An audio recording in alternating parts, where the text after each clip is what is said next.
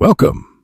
My name is Walter, and it's my pleasure to introduce you to our latest creation, a very serious issue dealing with the most notorious HOAs in Nevada, delivered in a podcast format. We hope you find this presentation educational. Homeowners associations wield more power than most local governments, and today we're exploring how some Nevada HOAs have turned from property protectors into neighborhood nightmares that can seize your $500,000 home for just $30,000. Oh my goodness, that's absolutely terrifying. How can they possibly have that kind of authority? Well, it all starts with something called Nevada's super priority lien power, which essentially gives HOAs nuclear-level control over homeowners. Let me tell you about Four Winds HOA in Northwest Vegas. They managed to burn through $80,000 in mysterious petty cash spending over just 3 years. Hold up. $80,000 in petty cash? That's like buying a Tesla with quarters from a fountain. Exactly. And we're talking about completely unexplained mileage reimbursements, phantom invoices, and, get this, they hadn't done a proper audit in years. The board treated transparency like it was allergic to it. So these homeowners were basically funding a black hole of mysterious expenses while being completely stonewalled? That's wild. Oh, but that's just the appetizer. Let me tell you about Terrence Flowers and the Southern Highlands HOA.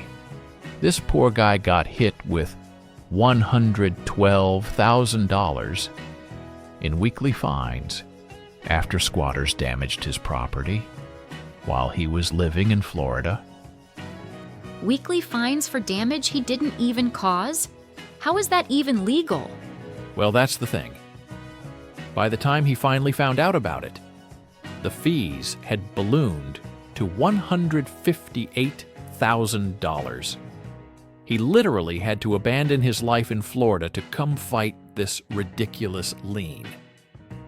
But here's where it gets really interesting.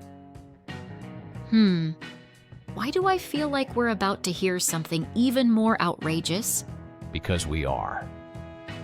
Enter Summerlin West HOA and the case of Nanita Neff. They used that super priority lien power I mentioned to auction off her $500,000 house for just $30,000, all over some unpaid dues. That's literally highway robbery, and you're telling me she had no recourse? None whatsoever. Even though she had a buyer lined up at full market value, the HOA wouldn't budge. But wait until you hear about Avila Park HOA.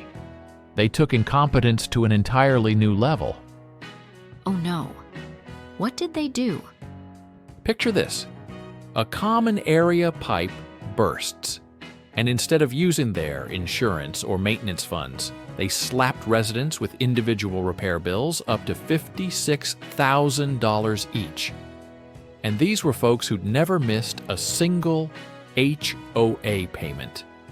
You know what's fascinating about all these cases? They show how quickly these organizations can go from protecting property values to essentially becoming predatory. Exactly right. And in Reno, there's this property management company that's achieved the nearly impossible, a 1.9 out of 5 rating on Yelp for their HOA management. That's like getting an F- in school. What kind of service earns such terrible reviews? Well, imagine maintenance requests disappearing into thin air, staff treating basic courtesy like it's optional, and surprise dues increases that particularly hurt fixed income residents.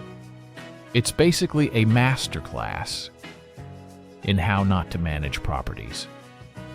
So what's the real takeaway here, besides maybe never buying in an HOA community? You know, it's interesting. HOAs were originally created to maintain community standards and protect property values. But somewhere along the line, many of them morphed into these mini dictatorships with virtually unchecked power. That transformation really speaks to how power structures can corrupt even the most well-intentioned organizations. And here's what's truly scary. These cases we've discussed are just the ones that made headlines. For every horror story that makes the news, there are probably dozens more we never hear about. So what can homeowners actually do to protect themselves? 3 critical things. First, read everything before signing, especially the fine print about liens and assessment policies. Second, stay actively involved in board meetings and decisions. And third, document every single interaction, like you're preparing for a court case. That's a lot of work just to live somewhere with a well-maintained community pool. True, but it might just save your house from being auctioned off for pennies on the dollar. The key is understanding that while not all HOAs are evil empires, the potential for abuse is always there when power goes unchecked. Well, this has been thoroughly terrifying. I think I need to go review my HOA documents now. And maybe keep a good lawyer on speed dial, just in case your mailbox color suddenly violates Section 7, Paragraph 3, Subsection C of the Community Guidelines. Hey.